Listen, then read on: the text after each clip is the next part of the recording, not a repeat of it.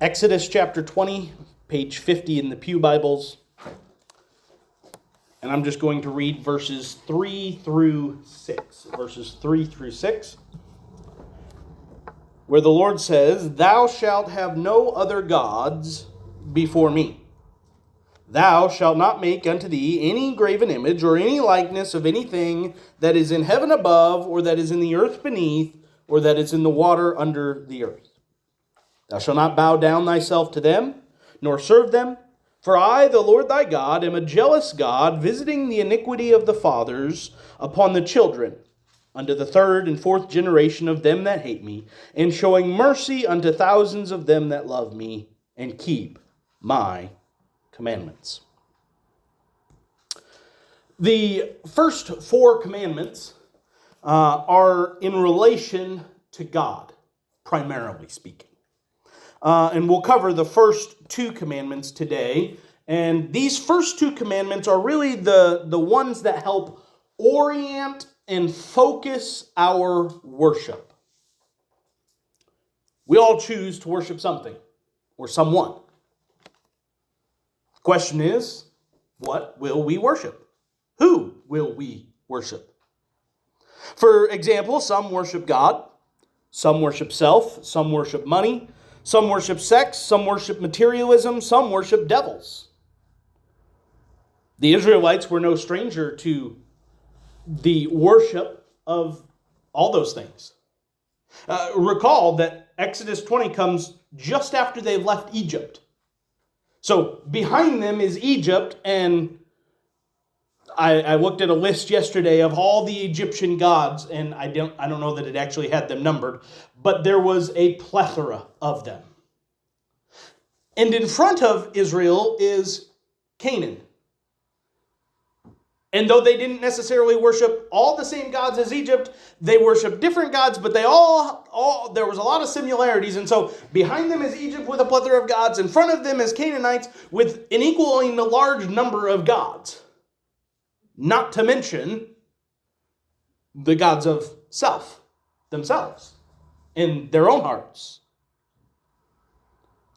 But there was only one God that saved them in Egypt. And one God that said he would help them to conquer the land of Canaan. That God said in verse 2, "I am the Lord thy God, which have brought thee out of the land of Egypt, out of the house of bondage." And so we can understand with what God has done for them in the past, what he's promising to do for them in the future, why he would have the first command to be, "Thou shalt have no other gods before me." I call this first commandment, one rule to rule them all. One rule to rule them all. Because this first commandment is the one in which all the other commandments flow out of. If this commandment is removed, then all the other commandments lose their oomph behind them. It's rather absent. Because if God, Yahweh, is not exclusive, then competing loyalties are inevitable to arise. If the systems of every god in the pantheon of gods are of equal weight and equal value, and thus if Yahweh's commands are of equal value to that of Ra, the sun god, or that of Dagon, the god of Samson's time, if his laws are on equal footing with their laws, well, then the claims of the Bible are just kind of a moot point. But he's not. And as the Bible tells us, he refuses to what? Share his glory with another. In other words, there is no place for syncretism. When God says, "Thou shalt have no other gods before me," he is asking Israel to abandon any worship of any other potential god other than him. No syncretism at all. It's an all or nothing requirement. Either serve Yahweh as God or serve something else. But you can't serve both. And if Israel does not make Yahweh the sole God of their worship, then the covenant they enter into is just not going to work. How could it? I mean, it'd kind of be like me saying, I'm going to Owego, and then getting in my car and turning right out of the parking lot and go that way. Owego's that way. I can't get to Owego if I go this way. And that's kind of the point that God's making by this statement. If you set out in the wrong direction, the chance that you're going to end up in the place you want to go is exactly slim to none. If they start out saying, no, we're not going to necessarily have God solely. We'll have God and then some other stuff. It's not going to work. It can't work. And so what the first commandment does is it points Israel and us in the right direction. Trying to keep the other commandments without honoring and keeping the first commandment is pointless. There's no moral or logical ground to keep the others if you don't subscribe to the first. The one rule to rule them all. If you're not willing to make Yahweh exclusive and you want to keep Baal and Ashtaroth on the side, then why would you keep the commandments about killing and stealing and coveting? You'd have no reason to. So this command, thou shalt have no other gods before me, is the hinge upon which all the other commandments stand. This command means to place nothing else before, in front of, in addition to God. Yahweh and Yahweh alone is God. Period. End of story. No wiggle room, no middle ground, no gray areas for anyone or anything else. You cannot simply make him the preeminent God and have a little money worship on the side. You can't make Yahweh the first and foremost God, but I'm also going to worship the devil a little bit on this day every year. It just doesn't work. It's either all of him or none of him. You either serve God singularly or you don't serve God at all. Pretty bold claims. Now, there's an interesting thought that I'd like to answer here, and it's one that I thought of and came to my mind this week as I was mulling this over, and maybe it's come to your mind before too. By claiming exclusivity, isn't God being arrogant and prideful himself? When he says, thou shalt have no other gods before me, isn't that a little bit of an arrogant statement to make? And at face value, it might seem that way. But when we understand arrogance and pride, and we understand what's behind them, we understand this, that God's claim to be the only one deserving of our worship doesn't come from a place of need. He doesn't need because he's completely self-existent and self-sufficient. And so he doesn't need our worship. He does not need creation's adulations. He doesn't need an ego boost. And so this is not an arrogant or prideful statement. Rather, the claim to exclusivity by God is rather just simply a reflection of reality. Yeah. Because he is the one and true God, logically, we shouldn't allow anything else to take his place, to go in front of him or add to him. Why? Because he deserves full worship. Creation, the rocks that cry out or would cry out, creation doesn't and wouldn't do that. The rocks wouldn't cry out because God needs that worship. Rather, when he says that the rocks would cry out, it's not that God needs the worship, it's just that's what they automatically do. That's what creation automatically does, is it automatically reflects the reality and the beauty of their creator. So, it's not really a selfish thing for God to say this. It's more, maybe view it more of a protective thing. Consider it like this. I tell my kids, don't go running into the road. Why? Because I know the danger that the road that running in the road would cause. Okay? Because of God's love for his people and for humanity, he says this, don't worship any other gods. Why? Because I know the dangers that worshiping other gods is going to cause. He can see it. He can see that worshiping this pantheon of Egyptian gods or this pantheon of Canaanite gods, worshiping them is going to divide your loyalties. It's going to separate you out. It's going to destroy you and enslave you. And so he says, don't worship any other god but me. Same thing is still true today. And the term that the Bible uses to describe violating this command is idolatry. Idolatry at its roots is an action or the action or practice of worshiping an image or an object representing or regarded as the embodiment of a god or divinity. And of course, that leads us directly to the second commandment. Thou shalt not make unto thee any graven image, or any likeness of anything that is in heaven above, or that is in the earth beneath, or that is in the water under the earth.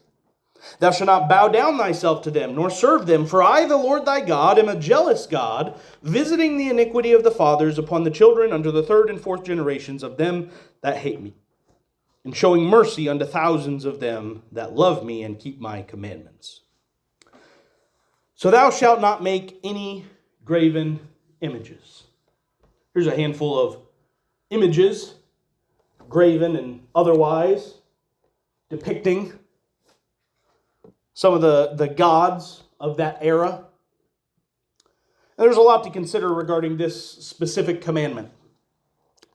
First and foremost, the most obvious prohibition of this commandment is the worship of physical idols.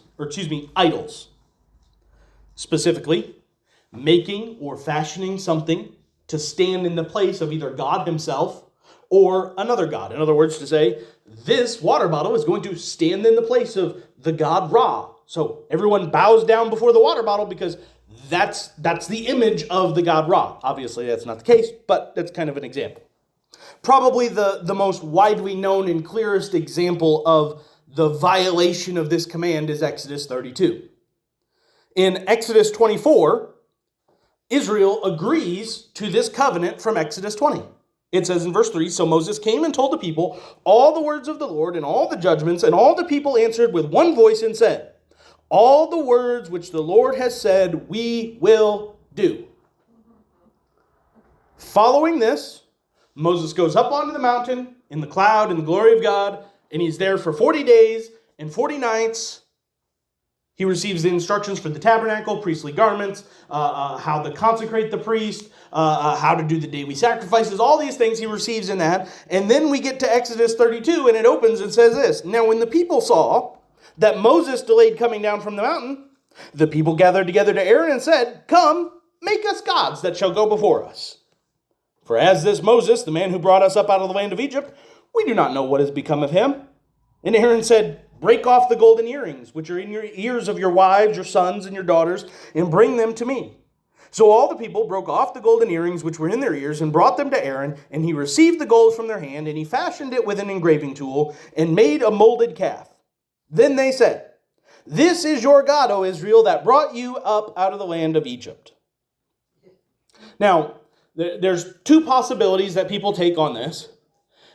One possibility is that this golden calf was totally separate from God himself, and they were making a totally different God in the likeness of maybe another one of the gods and saying, this is the God that has saved us. Alternatively, most scholars take the view that when they say, this is your God, O Israel, they are taking it as this golden calf is in the place of God who saved us out of Egypt. And so really, at 40 days in, they violate the second commandment that they agreed to keep by making an image of God, even though obviously we know God doesn't look like a calf, but that's the image they made, and all right, let's go worship before that image because that's the image that represents our God. Absolutely crazy. But it illustrates the point. And so the first part of this commandment is pretty easy. Don't fashion, don't make images or likenesses of anything that is heavenly, earthly, oceanly, if that was a word, and use those things as an object of your worship to bow down before them and to serve them. But I believe that leads us to ask the next question, which is then this. If it's a prohibition of graven images, physical idols, what about non-physical idols? Because the third commandment is not, oh, and by the way, no idols of the heart either. And it doesn't really show up in here. Now, obviously, we understand that it's in these, but what about non-physical idols? In short, the Ten Commandments are brief and non-exhaustive. They tell us the most visible and the most obvious forms of sin, such as murder, adultery, stealing. But what the Old Testament goes on to do, and what Jesus himself presents, is this. The principles that are taught by these commands are always deeper than the command itself. There's more than just surface level. Why? Because these external commands expose the internal orientation of our heart. And so yes, while the law is hard and fast, no physical idols, the rule, I believe, by the standard of logic and reason, must be deeper. No idols of any sort are acceptable. Because I believe it's illogical and contradictory to say, you can have idols in your heart just so long as you don't make a graven image. God's okay with it. That doesn't make any sense. Obviously, that ain't gonna work. It's not gonna fly. It just doesn't pass the test of reason and logic. So, while I understand the prohibition at surface level is don't make any specific physical idols, tangible idols, I see no way around the reality that it simply must include intangible idols as well, idols of the heart, if you will. Now, let's go down the rabbit hole of this commandment a little bit farther. What about images or pictures of Jesus? It's a question many people have posed. Can we have images of Jesus? I don't see it as wrong in and of itself to have an image depicting Jesus. Because the key prohibition is images for the purpose of what? Worshiping them. And using that as an addition to your worship. So, to have an image of Jesus, we truly don't know what he looked like. We can guess, but we truly don't have any images or pictures of him. So you could have one, but it probably 99.9% chance that it does not even look like what Jesus looked like. So you can have one for all you want. But if you have an image of Jesus that people are bowing down before and worshiping, making obeisance to, that would be a problem, obviously. Now, something else that I believe might be worth mentioning in regard to this commandment is in regard to another version of the Ten Commandments. Did you know that there are multiple versions of the Ten Commandments? Anybody know that? What do you mean? This is the Ten Commandments as put forth by the Roman Catholic Church and held to by them, and Lutherans are primarily the two groups that hold to this set of the Ten Commandments, as opposed to the set that we're working through that the early church and the great majority of Christendom hold to. The key difference between the two sets of commandments is commandment number 2, which obviously we put as no graven images, but the Roman Catholic Church puts all of verses 2 through 6 into one command, I am the Lord thy God, thou shalt have no strange, or thou shalt not have strange gods before me. And in order to keep the list at 10, because 10 commandments sounds better than 9 commandments, what they do is the last commandment, thou shalt not covet, gets split into you should not covet your neighbor's wife, nor should you covet your neighbor's goods. Now, they got this, yes. Our daughter is married to what he references himself as an ex-Mennonite. Okay. And since he's been married to our daughter, have said that there are actually 66 commandments. Do you know what that's about? Yes. So you can separate it out farther and farther and make them differently. I think the number of laws that they've added up comes to like 600 and something or another. Okay. And so you can boil them down as much to fit in. Okay. But I've not read about what the Mennonites do specifically regarding their commandments and everything like that. But information that his family and himself, and by way of that, our daughter had shared with us. Right.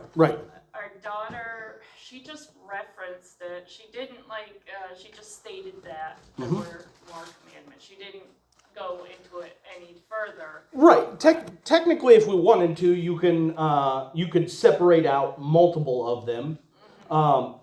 Because, just the second commandment, we kind of lump it together, don't we? No graven images.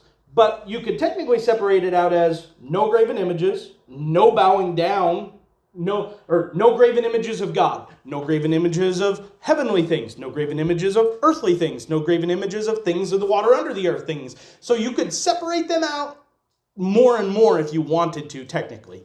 The early church put together I should go back farther than that. The Jewish people had the 10 commandments on 2 tablets of stone, and those were what went into the ark. And so while there may be more commandments, yes, specifically from God, he sets it at 10 commandments because those are the 10 that he puts in the ark specifically.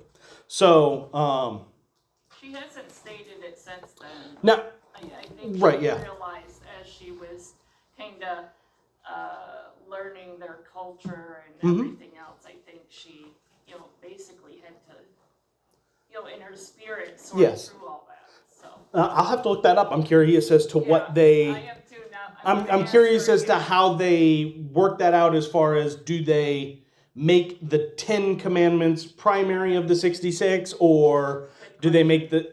I don't know. So I'm curious about that. I'll have to look that up. Yeah. And I'd be curious as to what set of commandments, if they follow a 10 commandments at all. If they, maybe they don't. I don't know. Yeah, I'm gonna have to look that up to figure all this out now. Yeah, they have a lot of ritual things, like wearing black socks. Yes. Yep. Yeah. All these other types of ritual. Yes. Kind of like rules. So Yep. It's been interesting as she has worked through that. I'm sure. Yeah. I'm sure. So the 2 major sets of commandments would be the one that we're following in this set, and this set was set forth by Augustine. I think he was the 400 or 4th century or 5th century AD, I want to say, is he set this forth, and that the Roman Catholic Church adopted his set of 10 commandments or whatever. And I'm not going to say, but obviously we can see the thing that seems to be missing is graven images, specifically. Now, they lump it together in the first one, but because it doesn't say it, it doesn't really come to mind necessarily. So I can't say that the Roman Catholic Church did this on purpose so that they can worship idols. But I suspect, having adopted this alternative list of 10 commandments, has made some things easier along the way for people to worship idols within the Roman Catholic Church. Now, let me caveat that because I am not saying everybody in the Roman Catholic Church worships idols. I am saying, and to be clear, Catholicism over the years has made multiple distinctions and said, worship is for God alone, but we also venerate or we honor certain people or places or things in certain ways. And so they've made that distinction, but when we look at what they do, it seems, at least from an outside perspective, it seems as though the lines are very, very blurry sometimes.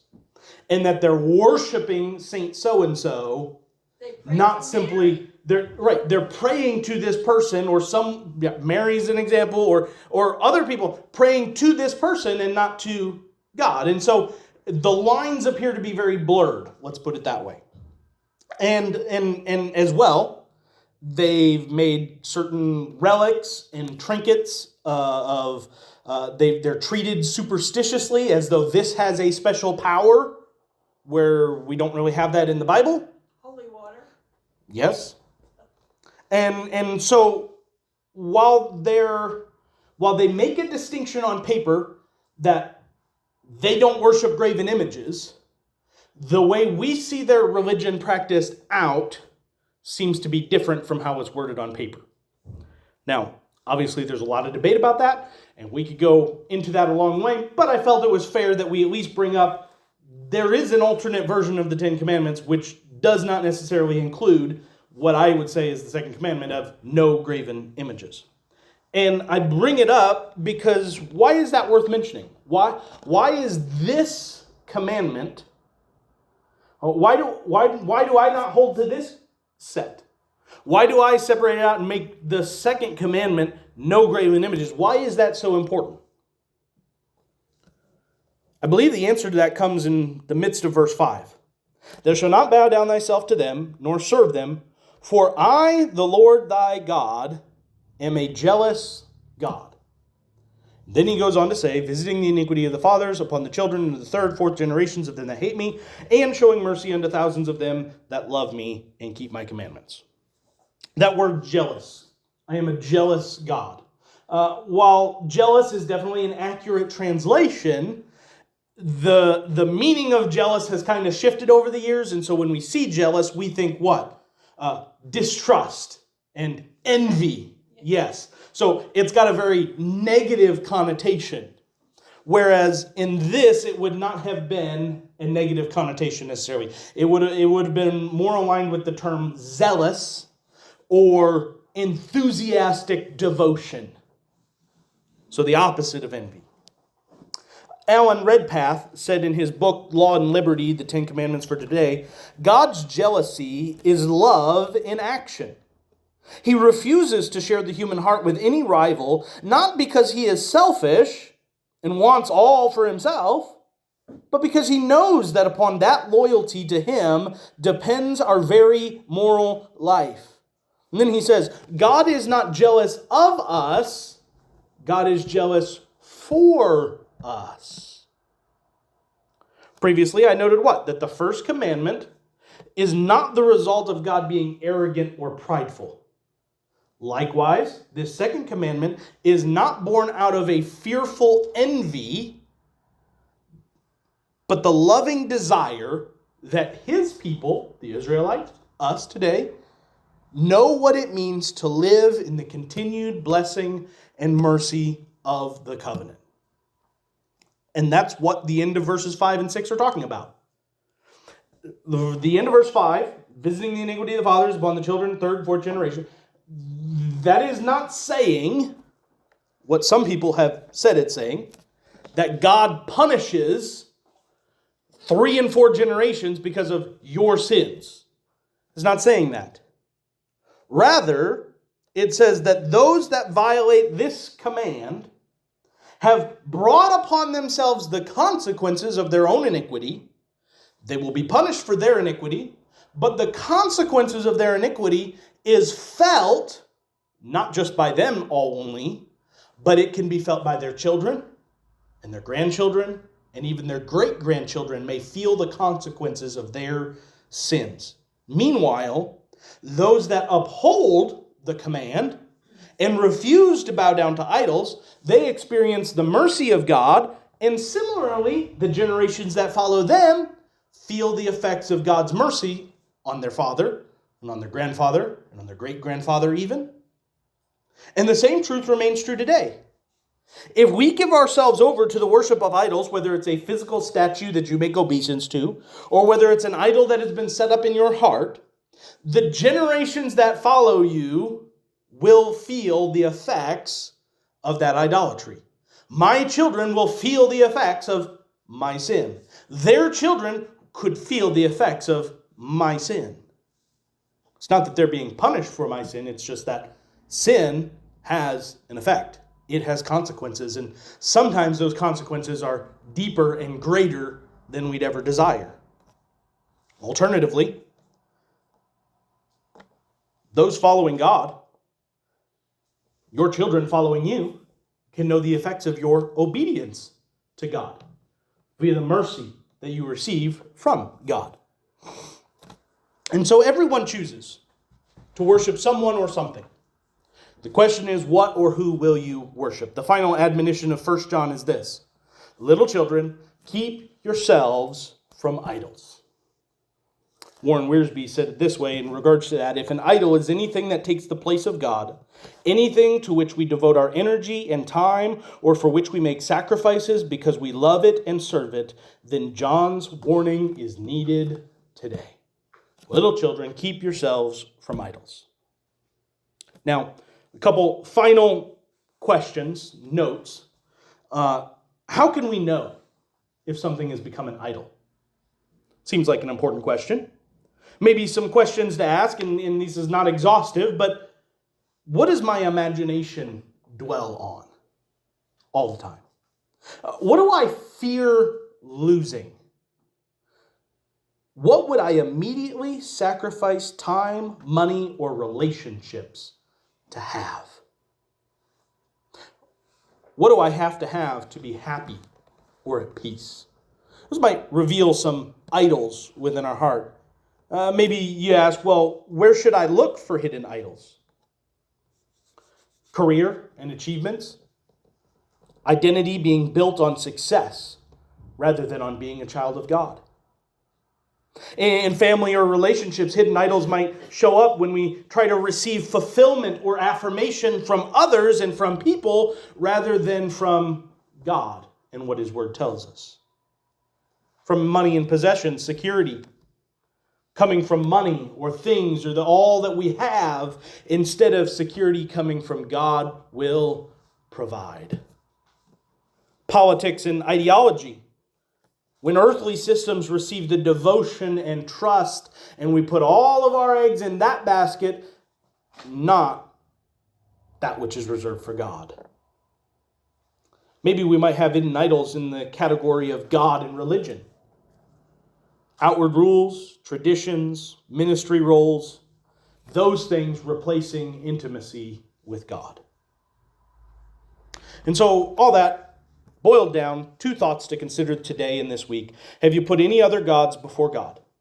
Are there any idols, physical or non-physical, that have captured your worship? Jesus cautioned in Matthew 6:24, no one can serve 2 masters. For either he will hate the one and love the other, or else he will be loyal to the one and despise the other. You cannot serve God and mammon.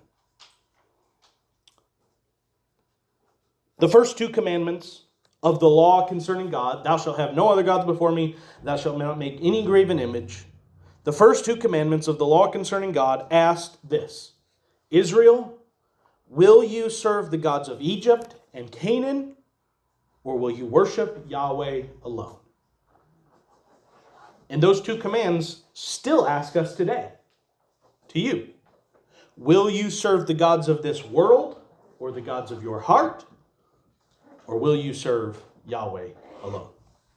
Let's pray.